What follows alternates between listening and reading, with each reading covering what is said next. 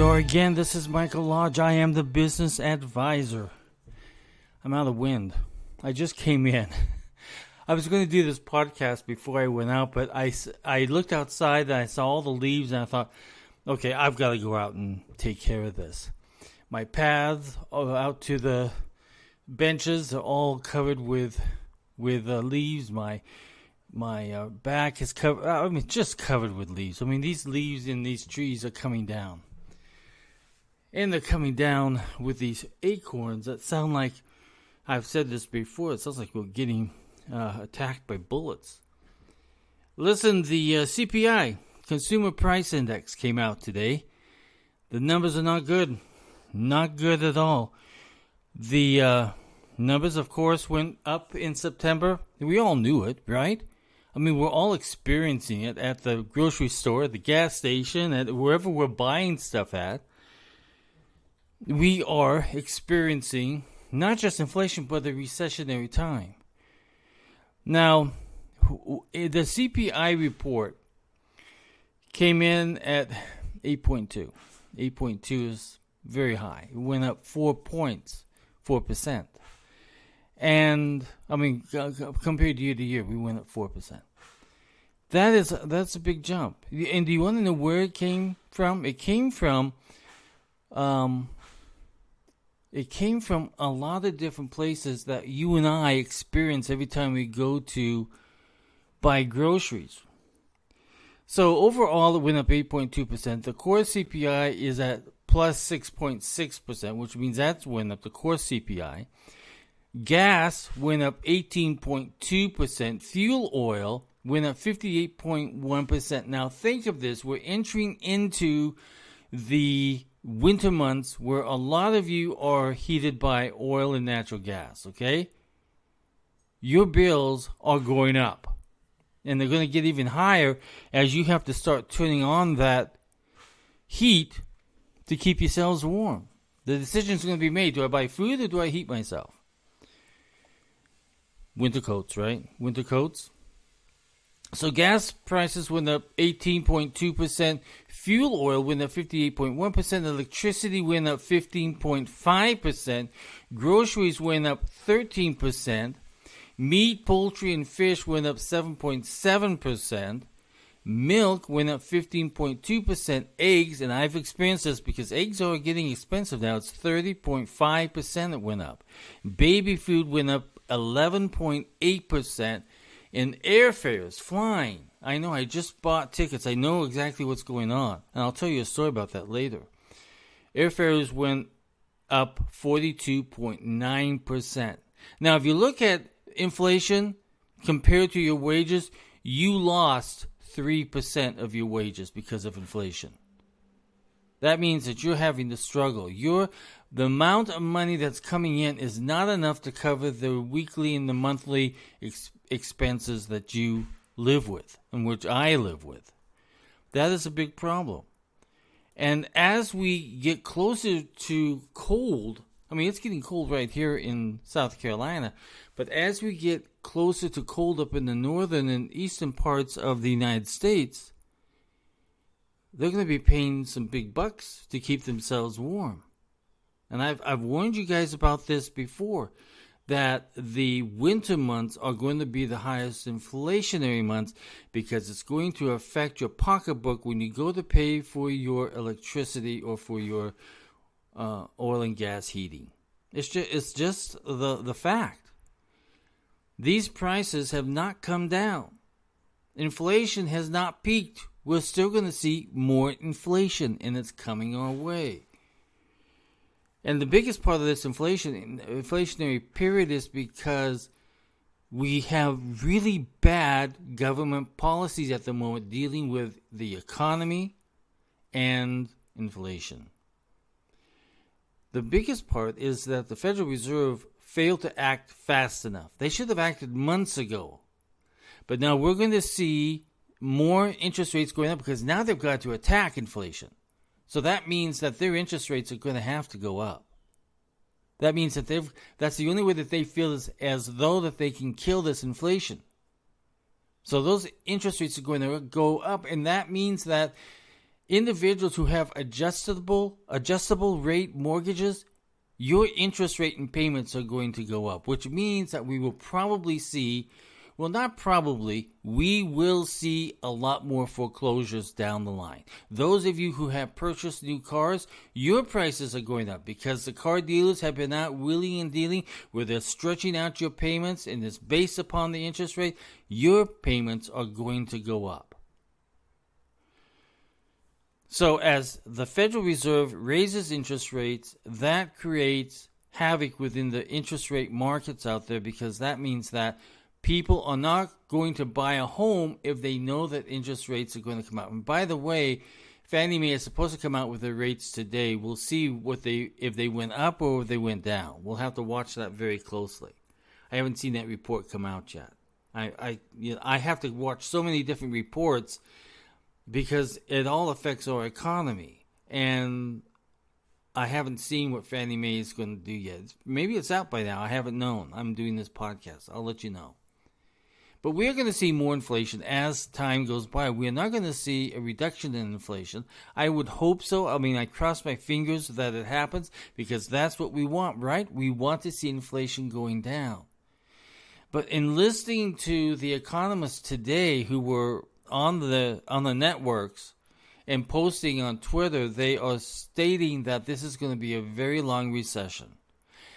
And those people out there who are saying that we're not in a recession yet, they're absolutely stupid. I mean, the Biden yesterday came out and did an interview and he said, well, we might see a little bit of recession. No, we are already in recession. The president is out of touch of what his economy is all about. He has done so much damage to it that he doesn't understand what he's done. And by the way, one other thing that's pissing me off is that Biden and the White House and the Democrats keep blaming Saudi Arabia for not lowering the gas prices. Listen, that's their prerogative. It's our prerogative to be independent in our own energy production. But we're not, because Biden took it all away. Because they have a political agenda of everybody being electrical operators of cars in the next few years, and they're not even prepared for it. The electrical grid is not prepared for it. Individuals in the economy right now certainly cannot go out and buy a $70,000 electric vehicle. They just can't afford it. So we need to start ramping up our fuel production here in the United States. We have shut down 2 or 3 of our refineries just because of the red tape that has come out of the energy department. So we need to gear up and start going again and start producing more oil. We can do it. But we're stopped by politics. We're stopped by bad economic policy and energy policies coming out of Washington, D.C.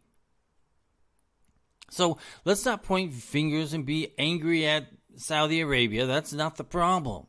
The problem that America has is politics.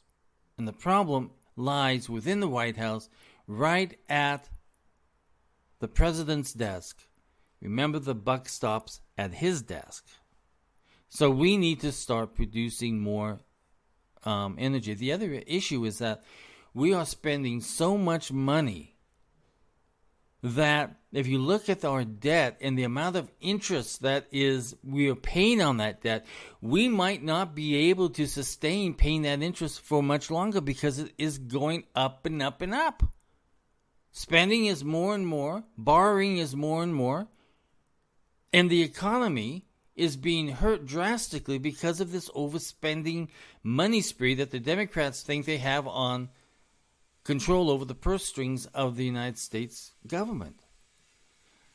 If we want to see some real thought process in this, and if we really want to see some a feeling from Americans that the government is doing something, it would be to start cutting their own costs. Cut out these duplicate services that we're providing. Cut out all of this nonsense that we are spending money on. If you were to look at the waste of money that is being spent by the United States government at the moment, you would be absolutely shocked, and you'd probably pee your pants, because I'm telling you it's bad. So we have a problem, and that is we have a government in the way of our economy. Government is the problem at the moment. And if we don't start reining in government and start telling these guys, listen, stop spending this money and start doing something for the American people, we are going to be in a deep pile of caca. Right now, we're just in a bucket. But the more spending that they pile into that, it becomes caca. And we are overflowing with caca. So we have also choices as Americans. We can go to the polls in November, and we can vote out anyone that voted to spend money. Anyone who said, okay, the economy is so wonderful, there's no inflation. Remember those words because they came from the Democratic Party. There's no inflation. No one's being hurt. The world is wonderful. America is so strong and vibrant. As people are struggling to buy just the basics to eat at the grocery store. As gas prices go up, that no one's traveling anymore because they can't afford it. They can't fly that much because the prices of airline tickets are so greatly out of control.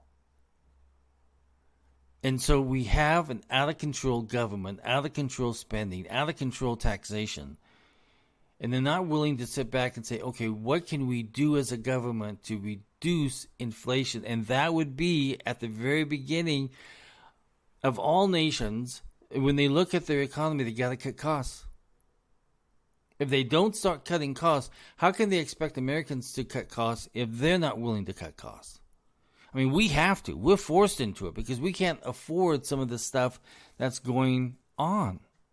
Even myself, every single day, if I go out and buy something, I think about it 2 or 3 times before I even pick it up off the shelf and put it into my basket because I don't know what the end result's going to be when I total everything up. Is it going to be past my budget? What I'm able to spend. Now, along with that, I wanted to tell you one other thing, and that is that Social Security benefits are going up. I believe they're going up to let me look it up here. I'll tell you what it is. Social Security benefits. I just posted it today. Social Security benefits are going to go up considerably in 2023 because they have to match inflation. They've got to go up because everything else is going up. So Social Security will rise to 8.7% in 2023, which is the biggest annual jump in 40 years, adding over $100 billion to annual budget deficits. The extra money received by beneficiaries will then increase demand for consumer goods. The combined result will be even higher inflation. So we're trying to keep up. Social Security is trying to keep up. Americans with their salaries are trying to keep up. But yet we're being attacked every single day by government. Government is the problem. So send your message very loud and clear to government. Enough. I'm voting you out of office. Listen, if you want more contact with me, go to my website, which is www.lodge-co.com. Again, that's www.lodge-co.com. I am Michael Lodge, and I am the business advisor. Let's listen to some jazz. Bye-bye.